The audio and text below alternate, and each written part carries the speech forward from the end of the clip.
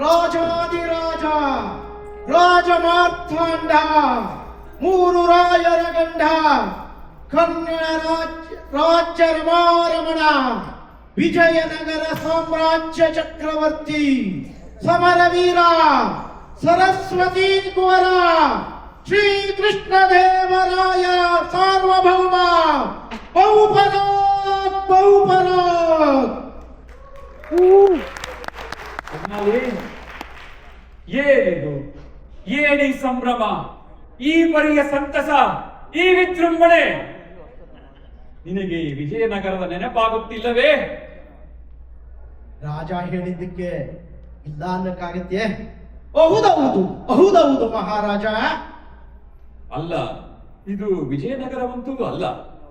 ಆದರೆ ಹಂಪಿಯ ಸೊಬಗು ಎಲ್ಲೆಲ್ಲೋ ಕಣ್ಣಿಗೆ ಪೂರೈಸುತ್ತಿದ್ದೇವೆ. ಎಲ್ಲಿದ್ದೇವೆ ನಾವು? ಸ್ವಾಮಿ, ನಿಮ್ಮಂತಹ ರಾಜ ಮಹಾರಾಜರು ಕಟ್ಟಿಕೊಟ್ಟ ಭವ್ಯ ಕನ್ನಡ ಪರಂಪರೆಯನ್ನು 7,000 ಮೊಳಗುತ್ತಿರುವ ಡಾಲಸ್ ಮಲ್ಲಿಗೆ ಕನ್ನಡದ ಸಂಘದ ಸಭೆ ಇದು. ಇದನ್ನು ಇಲ್ಲಿಗೆ ನಿಮ್ಮನ್ನು ಕರೆತಂದಿದ್ದು ನಾನೇ. ನೋಡು ತೆನಾಲಿ, ನಾವು ಬೇರೆ ಕಾಲಮಾನದಲ್ಲಿದ್ದೇವೆ, ಬೇರೆ ನಾಡಿನಲ್ಲಿದ್ದೇವೆ. ಎಲ್ಲರಿಗೂ ಸ್ಪಷ್ಟವಾಗಿ ಕೇಳಬೇಕು. ಅದಕ್ಕೆ ನೀನು ಬರೆದುಕೊಟ್ಟನ್ನು ನೋಡಿಕೊಂಡೇ ಹೇಳು. ತಮ್ಮಪ್ಪಣೆ ಮಹಾರಾಜ, ತಮ್ಮಪ್ಪಣೆ. ನನ್ನನ್ನು ಇಲ್ಲಿಗೆ ಕರೆತಂದು ಬಹಳ ಒಳ್ಳೆಯ ಕೆಲಸ ಮಾಡಿದ್ದೀಯ. ನನಗೆ ಬಹಳ ಸಂತೋಷವಾಗಿದೆ. ಈಗ ಸಮಾರಂಭವನ್ನು ಆರಂಭಿಸೋಣವೇ? ಪ್ರಭುಗಳೇ, ವಿಜಯನಗರ ಸಾಮ್ರಾಜ್ಯದ ಸಭೆ ಸಮಾರಂಭಗಳಲ್ಲಿ ಇದ್ದ ನಿಯಮಗಳು ಇಲ್ಲೂ ಅನ್ವಯವಾಗುತ್ತದೆಯಲ್ಲವೇ? ಹೌದು. ಎಲ್ಲ ನಿಯಮಾವಳಿಗಳನ್ನು ಮನದಟ್ಟಾಗುವಂತೆ ಸ್ಪಷ್ಟವಾಗಿ ಹೇಳು. ನೀನು ಶುರು ಮಾಡಿಕೊ.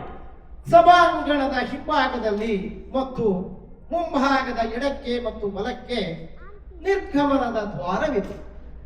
ವಿರಾಮ ಕೊಠಡಿ ಬಗ್ಗೆ ಮರೆಯಬೇಡಿ. ಏನೆಂದ್ರಿ ಮಹಾರಾಜರೇ? ರೆಸ್ಟ್ ರೂಮ್ ಬಗ್ಗೆ ಹೇಳಿ ಅಂತ ಹೇಳಿ. ಓಹೋ, ಸಭಾಂಗಣದ ಮುಖ್ಯ ದ್ವಾರದ ಪಕ್ಕದಲ್ಲಿ ರೆಸ್ಟ್ ರೂಮ್ಗಳು ಇರುತ್ತವೆ. ಸದ್ದು ಮಾಡದೆ ಉಪಯೋಗಿಸಿ. ಏನಿದು ಅಸಂಬದ್ಧ? ಮಹಾರಾಜರೇ, ನೀವು ಯಾವಾಗಲೂ ನನ್ನನ್ನು ಸುಮ್ಮನೆ ದೂರುವಿರಿ. ನನ್ನ ಮಾತುಗಳನ್ನು ಪೂರ್ತಿ ಕೇಳಿ. ಸದ್ದು ಮಾಡದೆ ಉಪಯೋಗಿಸಿ ನಿಮ್ಮ ದೂರವಾಣಿಗಳನ್ನು, ಅಂದ್ರೆ ಫೋನ್ಗಳನ್ನು ಸೈಲೆಂಟ್ ಮೋಡಿಗೆ ಹಾಕುವುದು. ಮಕ್ಕಳನ್ನು ಭೂಮಿಗೆ ಕರೆತಂದ ಮೇಲೆ ಅಲ್ಲ, ಕಾರ್ಯಕ್ರಮಕ್ಕೆ ಕರೆದುಕೊಂಡು ಬಂದ ಮೇಲೆ. ಕ್ಷಮಿಸಿ ಮಹಾರಾಜ, ಮಕ್ಕಳನ್ನು ಕಾರ್ಯಕ್ರಮಕ್ಕೆ ಕರೆದುಕೊಂಡು ಬಂದ ಮೇಲೆ ಅವರನ್ನು ನೋಡಿಕೊಳ್ಳುವ ಜವಾಬ್ದಾರಿಯೂ ನಿಮ್ಮದೇ. ನಮ್ಮ ನಿಯಮಗಳನ್ನು ಯಾರಾದರೂ ಉಲ್ಲಂಘಿಸಿದರೆ ಅವರನ್ನು ದರದರನೆ ಎಳೆದುಕೊಂಡು ಕಾರಾಗೃಹಕ್ಕೆ ಹಾಕಿ ಕಠಿಣ ಶಿಕ್ಷೆ ವಿಧಿಸುತ್ತೇವೆ, ನೆನಪಿರಲಿ. ಅಪ್ಪಣೆ ಮಹಾರಾಜ. ಮಹಾರಾಜ, ನಿಯಮಗಳನ್ನೆಲ್ಲ ಓದಿ ಆಯಿತು. ಕಾರ್ಯಕ್ರಮವನ್ನು ರಾಷ್ಟ್ರಗೀತೆ, ನಾಡಗೀತೆ ಹಾಗೂ ಪ್ರಾರ್ಥನೆಯೊಂದಿಗೆ ಶುರು ಮಾಡಬಹುದೇ? ಅಯ್ಯ ರಾಮ ರಾಮ, ತೆನಾಲಿ ರಾಮ. ಅಯ್ಯ ವಿಕಟಕವಿ, ನಿನ್ನ ಸಂಗೀತದ ಕಾಟ ನಮಗೆ ಇನ್ನೂ ತಪ್ಪಲಿಲ್ಲವೇ? ನೀವು ಹಾಡುವೆಯಾ? ಮಹಾರಾಜ, ನಾನು ಹಾಡಿದರೆ ಈ ಸಭಾಂಗಣ ಕ್ಷಣದಲ್ಲಿ ಖಾಲಿಯಾಗುವುದೆಂದು ನನಗೆ ಅರಿತಿದೆ. ಆ ಪ್ರಯತ್ನವನ್ನು ನಾಡು ಮಾಡುವುದಿಲ್ಲ. ನಾನೇನಿದ್ದರೂ ನಿಮಗೆ ತಿರುಮಂತ್ರ. ಏನು? ಅಲ್ಲಲ್ಲ, ನಾನೇನಿದ್ದರೂ ತಂತ್ರಮಂತ್ರ ಎಂದು ಹೇಳುತ್ತಿದ್ದೆ ಅಷ್ಟೇ. ಈಗ ಆಸ್ಥಾನ ಗಾಯಕರನ್ನು ಕರೆಯೋಣವೇ? ಖಂಡಿತವಾಗಿ ಕರೆಯಿರಿ.